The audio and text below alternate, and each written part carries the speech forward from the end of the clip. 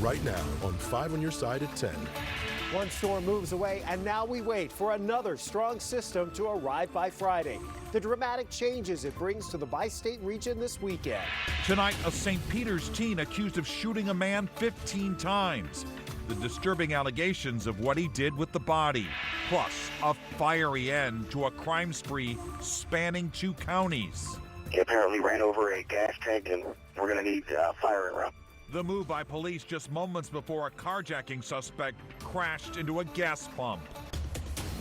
First tonight, the snow has moved out of the St. Louis region. On the left, video from the Chesterfield Valley just hours ago. And now we're left with gusty winds and wet roads. Good evening. I'm Mike Bush. And I'm Kelly Jackson. All winter weather advisories have expired in Metro St. Louis. Weather First Chief Meteorologist Scott Connell joins us with what we can expect overnight, Scott. Well, you know, Kelly, we actually have a few school closings north and west of St. Louis. They're on a list at KSDK.com or on the 5 on Your Side app. That's because north and west of town, we did see some snow accumulate, and we also have temperatures that are at or below freezing. That's creating a few slick spots as you get out of the metro area. For most of us in the metro, like this in Arnold, you're basically looking at some damp roads out there and very gusty winds with a few lingering flurries, and that's about it. As far as snowfall amounts, Metro, not much, but we head up to Eolia, and Kathy shared this picture, almost 4 inches there.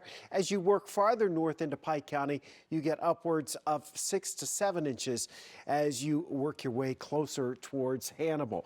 There's a look at the rain over in Centralia, over 2 inches of rain out of this system. Farther east and southeast of St. Louis, missing out on the snow pretty much altogether. Not much to show you on the radar tonight. It's gusty winds, and that's what it's going to be about for the remainder of the night. Our winds have been gusting to around 40 miles per hour. Right now, temperatures are still above freezing in St. Louis and points to the east. But looking back to the west, Warrenton's down to 31, 30 in Sullivan, 28 in Rolla. It's 30 down in Centerville. Even Farmington's down to 31. Those are the spots where we have a few slick areas tonight, especially watching those overpasses. Now, the flurry's coming to an end. It remains quite windy with gusts 40 to 45 miles per hour. Hopefully that helps to dry out the roads a little bit. Our next weather system, it's arriving by Friday morning, and boy, is it going to bring some big changes our way. And that includes the potential of an Arctic outbreak and more snow. We'll see in a few minutes with details on that, Kelly. All right, Scott, let's go outside. Here's a live look at Interstate 70. This is just west of First Capitol Drive. You can see there's no rain or snow falling, but the roads are wet. Yeah, there are some slick spots out there. So let's check in with our Laura Barczewski, who is on I-270 in North County in the Weather First Storm Tracker. So, Laura, I know there's not a lot of traffic, but how are things looking right now? Well, Mike and Kelly, we're seeing still some slick roads. They are starting to dry out, though, as we've seen the system kind of move out. We're only seeing a snowflake or a drop here or there. Let's turn you around to the outside. Not too much traffic, as you mentioned, but we can still see the roads are still kind of slick and shiny out there. Any of the precipitation wasn't accumulating even on the grass. We didn't see that slush that we saw last week, but the wintry conditions across the state have caused some issues, according to the Missouri State Highway Patrol. As of this morning, they've had more than 1,200 calls for service, 488 stranded drivers, and 475 vehicle crashes. And tonight, Chief Meteorologist Scott Connell says he's not concerned about those areas refreezing, as the wind will likely dry up a lot of this in the saturated areas, but it never hurts, as he mentioned, to be cautious on those ramps and overpasses. As we look toward the weekend, we could be seeing an even bigger system come through, and MoDOT tells us today they're prepared and will have every available snowplow operator working 12-hour shifts until those major roads are clear as we head into the weekend. It's always a good idea to check MoDOT, the travel website, before leaving the house. Right now, the roads are looking pretty clear. And just go ahead and check that before you leave. Green and clear here in the St. Louis metro area. To the west, little bit more slushy out there. So keep in mind as you head out, and check that as we head into the weekend. Reporting live from the Storm Tracker, Laura Barczewski, 5 on Your Side. And of course, you can get the latest weather first forecast anytime. Just text the word weather to 314-425-5355 and we'll send it straight to your phone. You can also stream all of our newscasts and the latest forecasts on 5 Plus. It's free to download on your Roku, Fire, or Apple TV. Developing tonight, a St. Peter's teen is behind bars charged with second-degree murder. Investigators say he shot a man 15 times and tried to hide his body in an air mattress. The shooting happened last night at a home on Willett Square Drive. That's off Mid-Rivers Mall Drive and Willett Road. An eyewitness told investigators 18-year-old Jackson Pierce shot Dalton Coleman, who broke into his bedroom and tried to attack him. Coleman's body was later found in the bedroom closet with a garbage bag over his head, wrapped in the air mattress, which was bound by an electrical cord. A juvenile in the home at the time is in custody of the St. Charles County Family Court. Police say what started as a carjacking in Weldon Spring ended in a series of crimes in Overland late this afternoon. And new tonight, they tell our Robert Townsend it all happened at the hands of one man.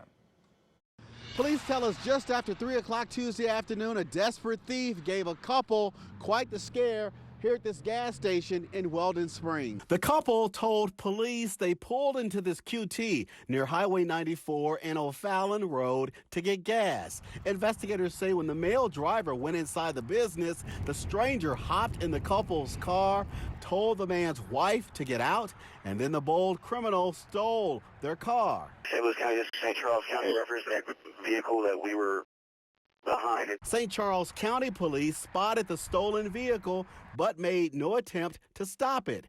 St. Louis County Police Department's auto theft unit was already in the area when they got word about the suspect headed their way.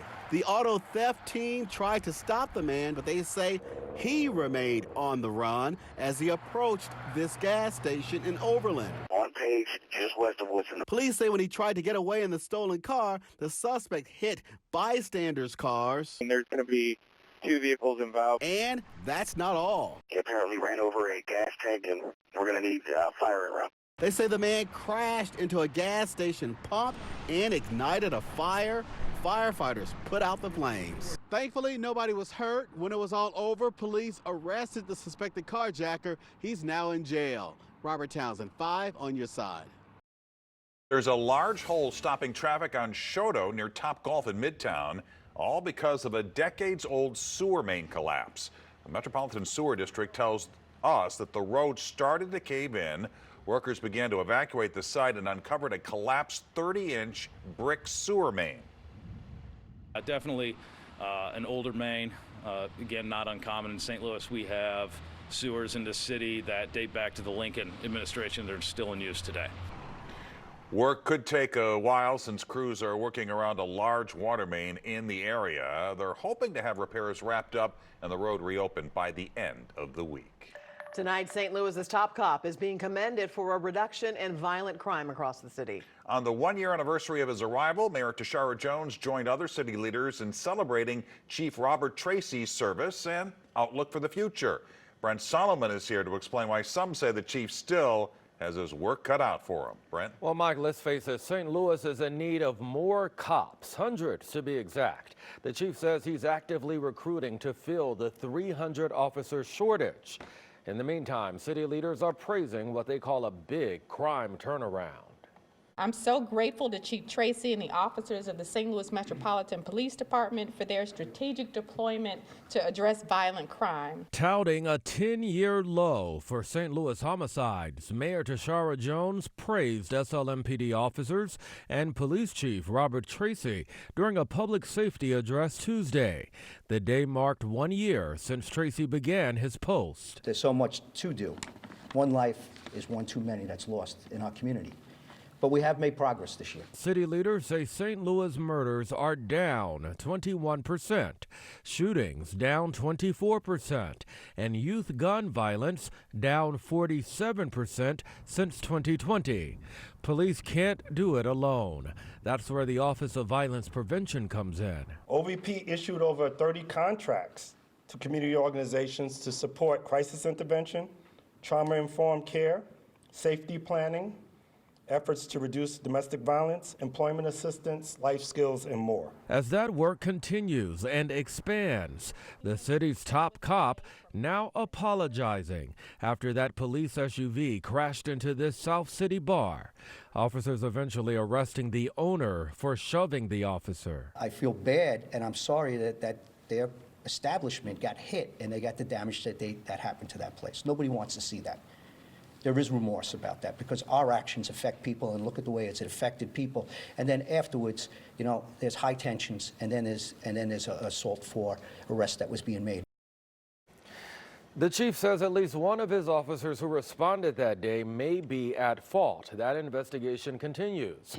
Meantime, the chief says moving forward, the department's goal is to continue building trust with you to maintain progress. Just hours ago, the Gravois Park Neighborhood Association gathered to discuss their concerns about a plan to fly surveillance drones over their South St. Louis community.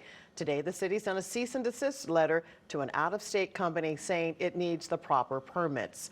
SMS Novel is a faith-based film studio out of D.C.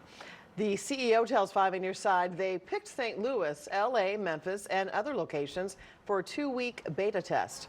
The company says the goal is to record footage, monitor, and live stream activities, and to deter crime. According to the Neighborhood Association, several residents are against the plan. There is a petition circulating to stop it. Giving back what was given to him. Trying to get back those 39 units of blood. It's a kind of personal quest. He was shot in the line of duty and not expected to survive. Tonight, a former police officer's mission after giving up his badge. A convicted Missouri felon back behind bars tonight. And it's all thanks to a popsicle stick.